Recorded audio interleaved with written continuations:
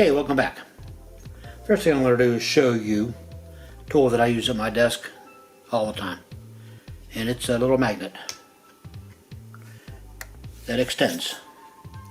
So when you drop something on the floor, such as a hook, you don't have to bend over and search under your desk for it.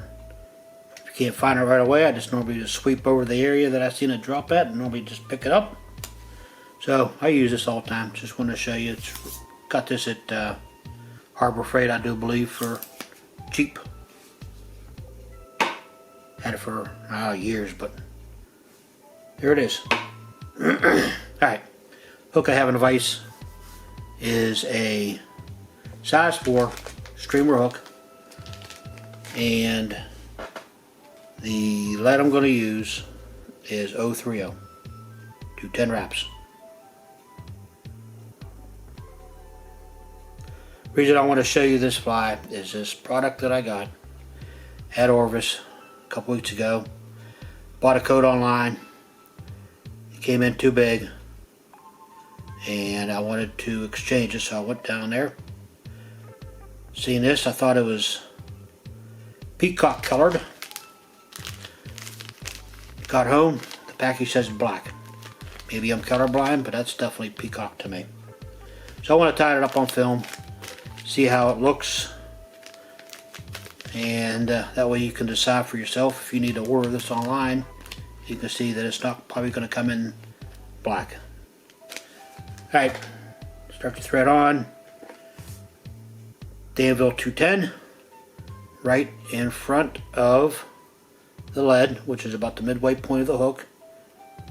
Wrap your thread back behind the lead, give it a few wraps. Up and over.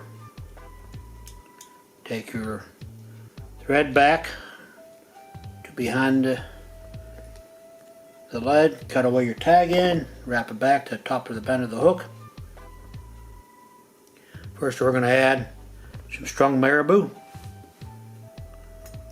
Let's see here, don't need a lot of it. Thin this out just a little bit. Strung marabou I'm going to use is olive. I don't like a very long tail, so we're just going to pinch it down to right about, let's see when that's too long. Right about there. Just about less than the shank of the hook there. Tie it in. Right on top of the bend of the hook, wrap it back toward the rear there, just a couple wraps. Take your thread up and under, wrap it back forward a couple times, cut away your excess.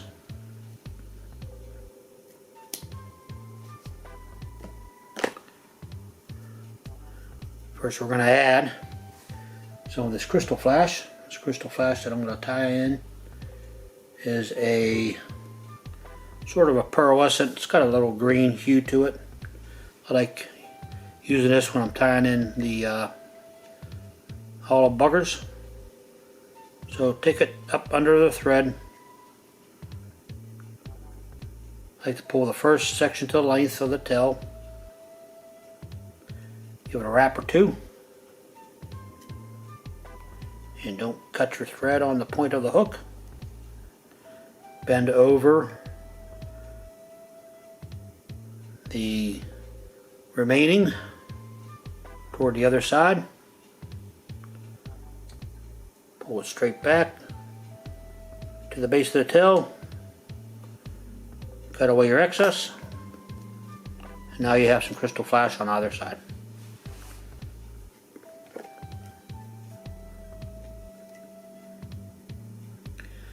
Next we're going to tie in a piece of monofilament. 4-pound test that I keep at the desk to use as counter wraps. Just lay it alongside of the shank of the hook. Get a few wraps back toward the base of the tail. Now we're going to tie in this chenille here.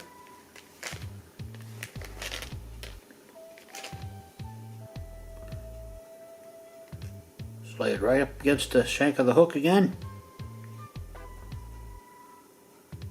Give it a few wraps. Wrap it back to the base of that tail. Wrap it back forward. All the way to the eye. Don't want a very big head on this fly, so I want to bring the chenille all the way up. Left everything in the package. Just have it closed off a little bit, just so it pulls out. So, with that said, take your chenille and wrap it forward. Every couple of wraps I like to stroke it back a little bit.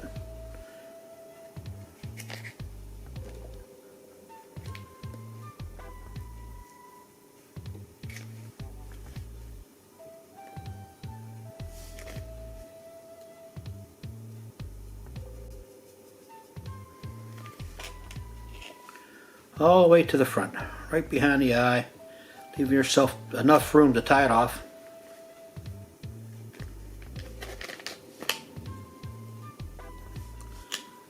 Give it a few wraps. Go ahead and cut it away. That chenille, I like to use my utility scissors for this. Reach in here, snip it, pull everything back.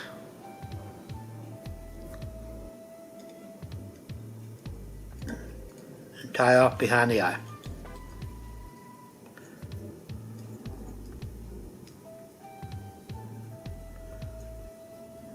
Okay, there you go. Now we're going to add a piece of hackle. I have this grizzly dyed green hackle feather. It actually says dyed olive. It actually has a real thin stem, so you gotta be careful with this one here. But any olive hackle will work. What you want to do, you want everything to flow backwards. So you want the shiny side facing you as you tie it in. Just take the stem, lay it right in front of that chenille. Give it a few wraps. Pull everything back here. Now you want to start palmering the hackle back. Make sure that the doll side is facing the rear. You want to give it 2 wraps to begin with. 1, 2. Now start working your way backwards. Bring it all the way back, keeping the doll side to the rear of the fly. Make sure it don't twist on you. When you get to the rear, grab your monofilament, capture that piece of hackle, and work your way up through the fly by twisting your monofilament all the way to the front. That way you capture as little of the hackle as possible. I'm going to give it one more. When you get to the front, stroke all these pieces of the feather back, all the barb whorls. Give it a couple wraps to tie it in.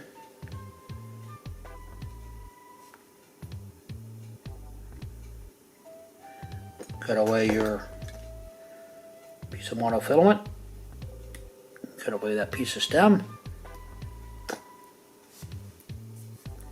Again, stroking all the barb whorls of the feather back.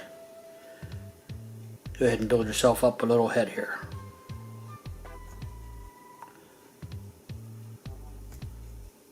Grab your whip finish tool and reaching in again, pulling all the barb whorls back, whip right in behind the Hackle.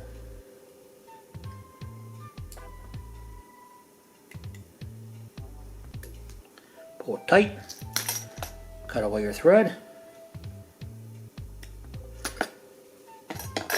It's got this little seam ripper tool that works great for reaching in and cutting away that piece of Hackle without cutting anything else. Take a brush, like to brush everything out. That way all the barbels are separated, everything flows back nicely. Little Sally Hansen's to dress up that thread a little bit so it won't come apart on you.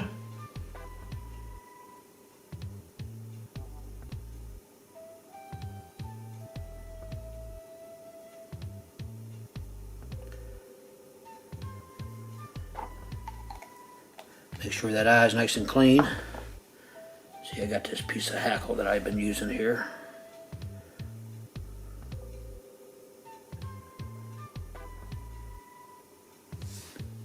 And there you have it.